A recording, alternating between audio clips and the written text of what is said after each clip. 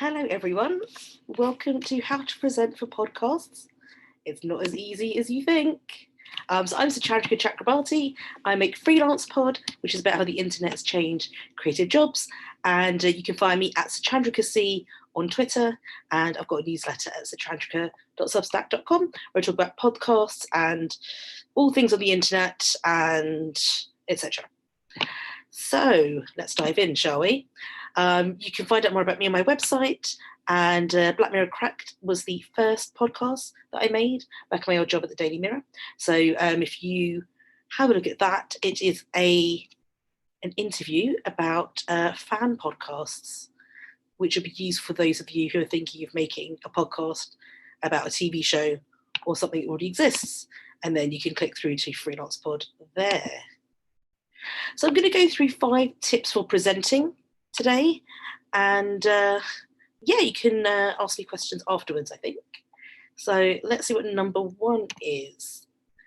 We've got the 5 W's. For those of you who know something about journalism, the 5 W's might be something you know about already, but I'm going to go through them, don't worry. Then we've got conversation, not performance. So presenting podcasts is very different to radio, for instance. Setting the tone. It's really important you do that as a presenter of a podcast. Final edit means scripting time. So you can't really write a script or an outline for what you're going to say until the podcast has been edited to its final edition. And then guiding the listener, that's really your job as the presenter of a podcast episode. So the 5 W's, what are they? It's a term I've borrowed from news writing. It's who, what, where, why, and when. So basically, give me some details, what's going on. And it's really important that you know the details of what's going on in the podcast episode. So get listening to the audio as soon as possible, as soon as it's available, especially the parts you weren't involved in making. So for instance, say it's a podcast episode with 5 interviews and you were the interviewer for 2 of them. Make sure you're listening to the other 3 as soon as they're available from the producer, because you want to know what was going on, what was the rapport like, what was the tone like, what were the little in-jokes maybe, so you can feed that into your presenting style. So get the information from the producer on the episode's theme, on any relevant news stories going on. So, for instance, there are a lot of COVID-19 podcasts out there at the moment, concentrating on lots of different things, and the news is, going around in a very quick cycle. So make sure you're up to date on what the podcast is actually focusing on and how it hooks into the news. Make sure you know who the interviewees are, how to say their names, and generally what they talked about. Is there anything you're not sure how to pronounce? Now, this is something I love about the audio world, having come to it quite late in my career. Having a name like Suchandrika Chakrabarti, I love the honesty of audio producers who just say, how do I say that? Where does the emphasis go? So those 2 questions are extremely valuable if you're not sure how to say a name. No name is too simple to ask how to pronounce. It really matters getting it right, so do check. Are there any upcoming episodes that you can tie into this one? So say the podcast episode you're about to present is the first of 3 episodes about solutions to the end of the lockdown, let's say, if anyone's got solutions. So you can tease that and add it into your presenting style and say, well, actually, over the next few weeks, we've got X, Y, and Z coming up over the next few episodes. Or over the next few months, we're looking at themes to do with how women are affected by the lockdown. That sort of thing. So you're really getting the listener excited about what's coming up. So knowing as much as possible beforehand about what the podcast episode will contain will make you feel really confident and will be reflected in the flow of your presenting style. So number 2, we're really looking for a conversational style over a performance. You're broadcasting kind of with rather than at when it's podcasting. And so here's a very far-fetched satirical example of what you're not aiming for. So this is Alan Partridge, who is not a real radio DJ. He is a comic creation. Should we have a little listen to him? Okay, if you've just joined us, we're talking about who is the best Lord. Lord of the Rings, of the Dance, or of the Flies. That's tonight's Hot Topic. Hot Topic. Okay, the votes are closed, and clearly the Rings and the Flies have been roundly trounced by the quick feet of blouse-wearing tycoon Michael Flatley. Flatley, my dear, I don't river dance. Give it down. So that kind of feels quite old-fashioned, quite old school, not the kind of thing you hear on podcasts generally.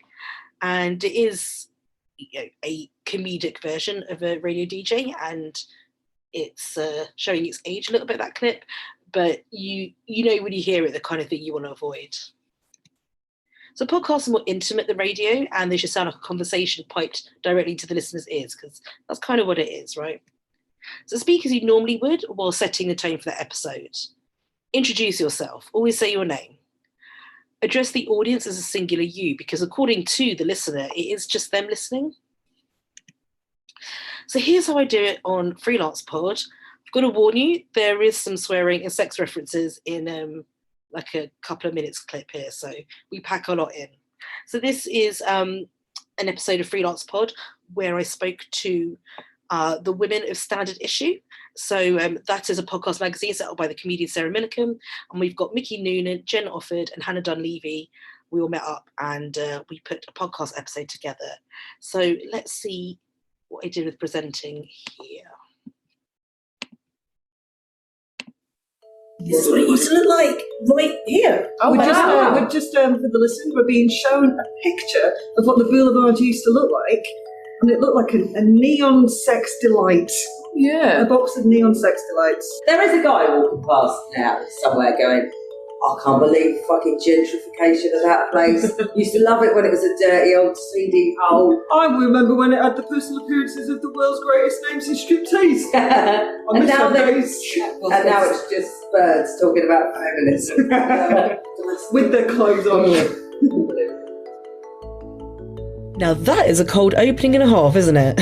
If you want to see the picture we're talking about, the neon box of joys, you can go over to the Freelance Pod Instagram account at Freelance Pod, and in an album about this episode, you'll find 2 pictures, one from the old days of the Raymond Review Bar, and a current picture of the Boulevard Theatre, and the comparison is a reflection of how Soho has changed in the last few decades. It's really worth having a look. But who are those 3 voices that you just heard from? Well, they are the women of the Standard Issue podcast. You heard Hannah Dunleavy, Jen Offord, and Mickey Noonan. And Freelance Pod was recording the Standard Issue at the end of last week at the Boulevard Theatre because we both have live shows there in November. You can go and see Standard Issue's live show on Sunday the 10th of November, and they've got a Women in TV themed special for you. The next week you can come and see Freelance Pod at the theatre. That'll be Sunday the 17th of November, and we've got a internet and science and publishing and writing themed episode for you. You can hear a bit more from my guest for that, Gemma Milne, a science and tech writer, a bit later on this podcast. Yes, that was Gemma Milne who did the interviewing session couple of hours ago. So what I did with that intro was have a cold open where we jumped into the conversation. I chose one of the funniest bits, allowed the listener to hear whose company they'll be in when they hear the episode, and then I had a bit of explaining to do afterwards. Who are those voices? What are we talking about? Why are we together? The audio quality is not incredible with that episode because we're in one of the hallways of the theatre and it's just not great soundproofing. So I kind of explain that as well. So I set the scene essentially with that bit of presenting. And yes, so something you can't get on the podcast. What was the picture we were talking about?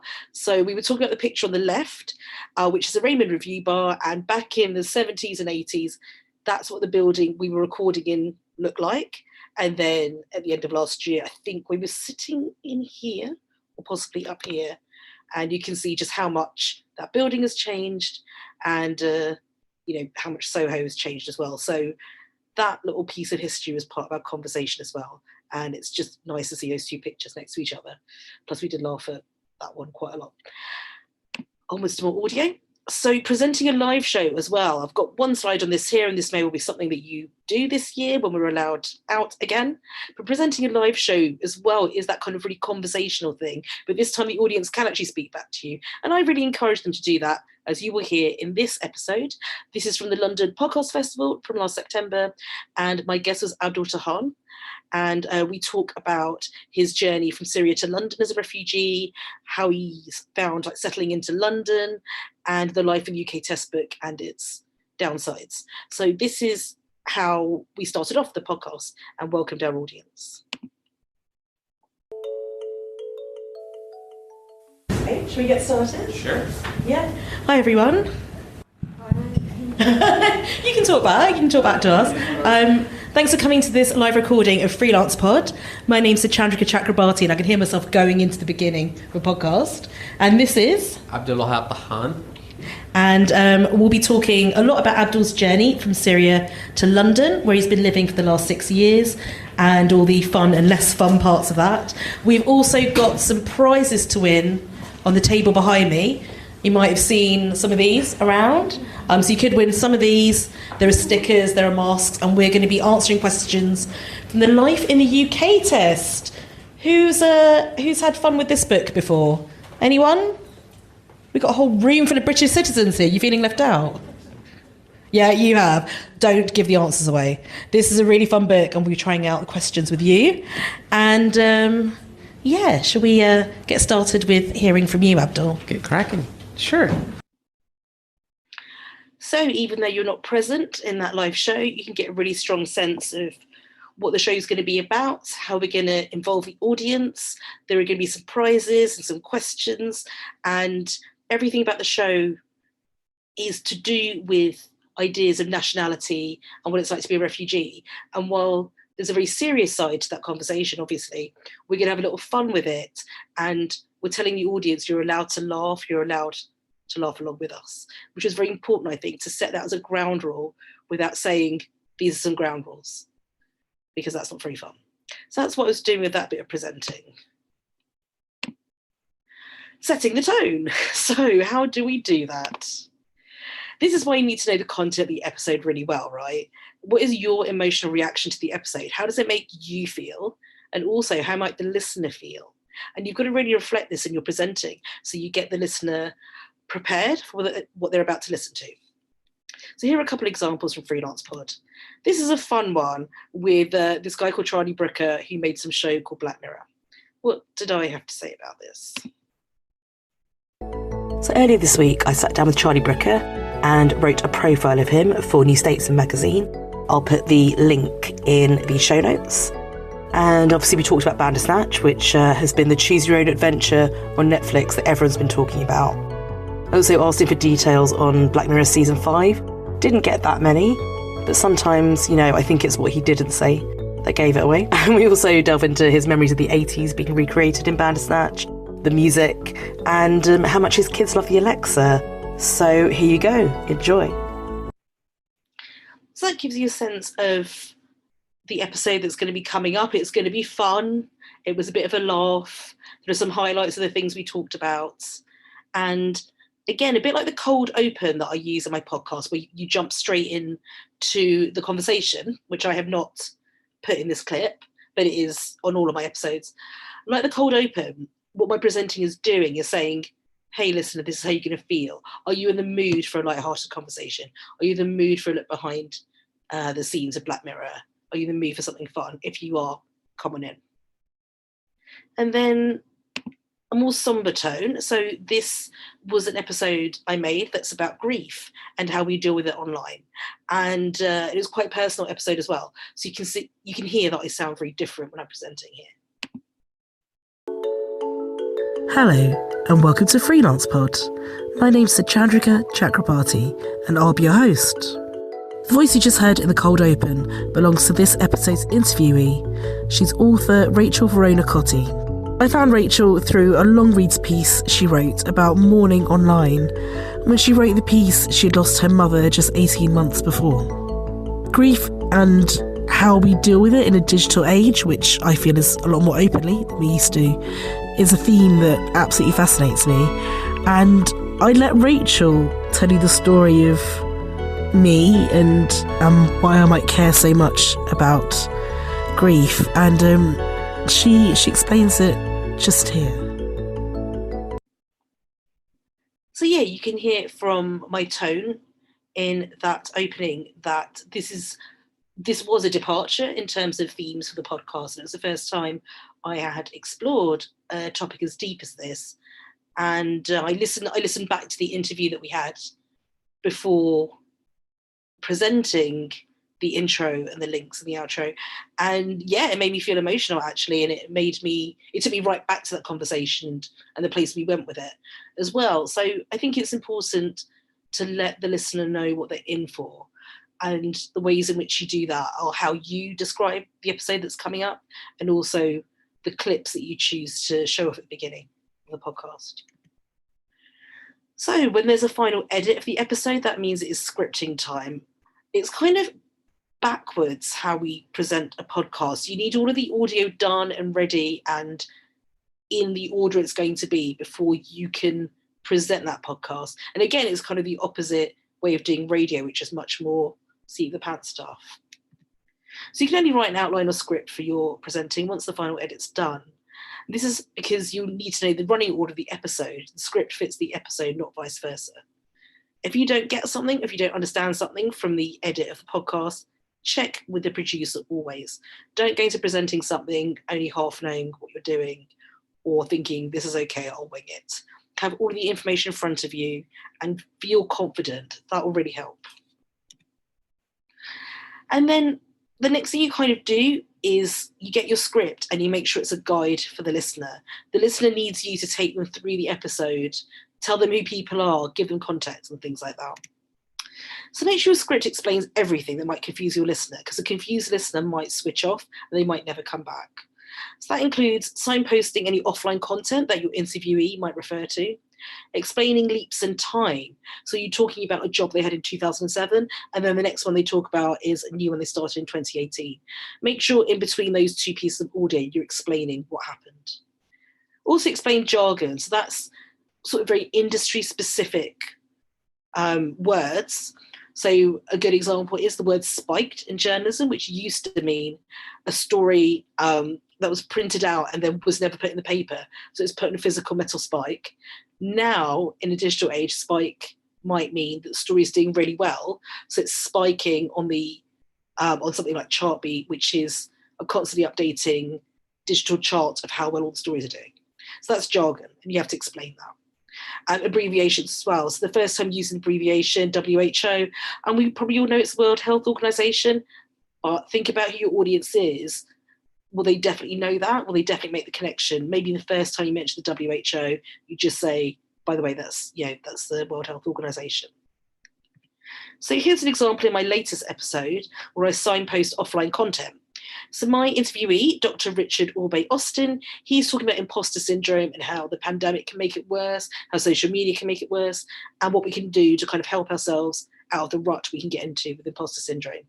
And he refers to a piece of content he made that's on his Instagram page, and it's really helpful for creatives especially. So I just made a note to myself when I was editing to jump in there and to say a little bit about where people could find that piece of content, and then I let him speak again. So here we go. I did a video recently about imposter syndrome and creative professionals where I talked exactly about this phenomenon. The video is on Richard's Instagram, and I've pasted the link in the show notes. So there you go. It's just a little aside, like a footnote almost saying it's out there on the internet. I'll put a link in.